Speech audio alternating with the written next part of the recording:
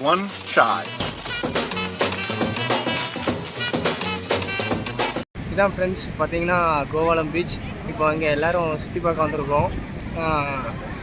இதில் ஒரு ஆள் மட்டும் மிஸ்ஸிங் ஆகுதாங்க, யாருன்னு கண்டுபிடிக்க முடியல.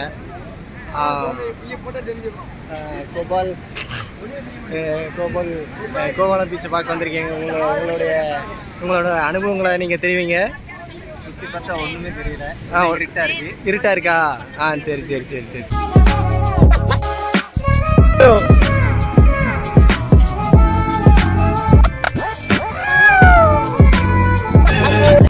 நிறைய பேர் வந்துட்டு சும்மா தான் போகிறாங்க. நிறைய கடை இருக்கு. வாங்க வாங்க வாங்க வாங்க.